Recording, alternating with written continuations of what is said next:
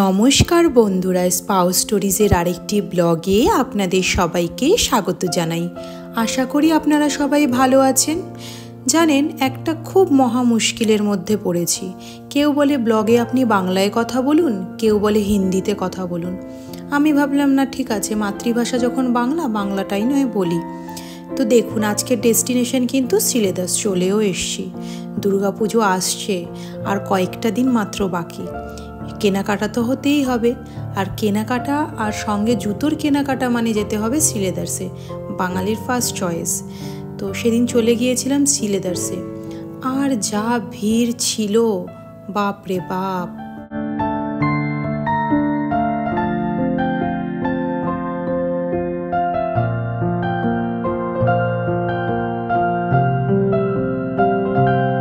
জুতোর কালেকশন কিন্তু খুব ভালো ছিল, মানে মেন্স সেকশনে বলুন, ওমেন্স সেকশনে বলুন, খুব ভালো ছিল। কিন্তু এত ভিড় আর এত গেঞ্জি, খুব গরম করছিল, আর কোনো জুতো কেনার ইচ্ছে হচ্ছিল না অত ভিড়ের মধ্যে। কারণ কোনো বসার জায়গা নেই যেখানে আপনি বসে জুতোটা ট্রাই করে দেখবেন ঠিক আছে কিনা।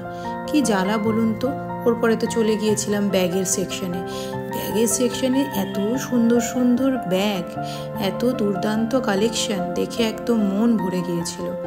ভাবলাম একখানা ব্যাগ নিই, কিন্তু সেখানেও সেই মহা মুশকিল, ধাক্কা ধাক্কি করছে। এ তো মনে হচ্ছে দুর্গাপুজোর প্যান্ডেলে চলে এসেছি, এমন ভিড়। দেখুন, আপনাদেরকে দেখাচ্ছি কেমন ভিড় ছিল।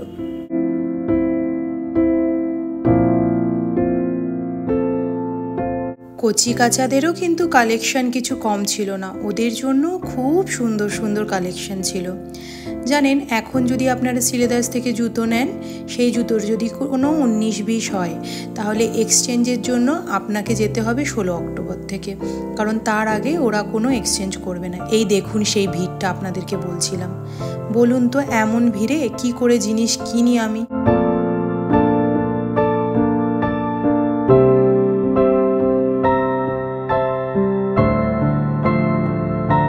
কি ভালো লাগে না দুর্গাপুজো আসার আগে এইরকম দোকানে দোকানে ভিড়, এত লোকজন, একটা মনই অন্যরকম হয়ে যায়।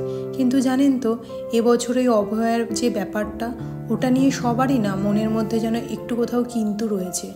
লোকে কিন্তু দেখুন কেনাকাটা করছে, কিন্তু তাদের মধ্যে না সেই আনন্দটা নেই। আর প্রতিবারে যেরকম ভিড় উপচে পড়ে, সে উপচে পড়ার মতনও কিন্তু ভিড় খুব একটা নেই, কিন্তু ভিড় আছে। হয়তো 50% বা 60% মানুষের মনে আছে সেই আনন্দটা, বাকিদের মনে নেই। এটাই হচ্ছে ব্যাপার।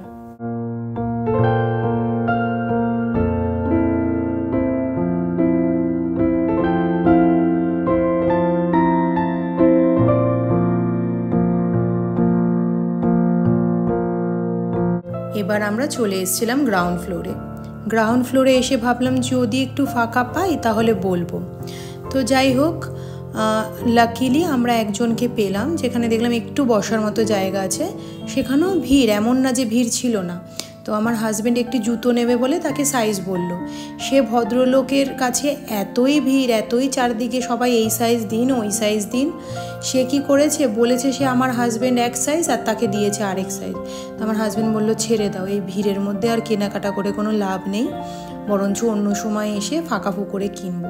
তা আমি বললাম, ঠিক আছে বাবা, চলো, যখন এই রকমই অবস্থা তখন আর আজ কিনে ফায়দা নেই। তো আমরা তখন ভাবছিলাম যে এবার একটু একটু করে বেরোতে লাগি।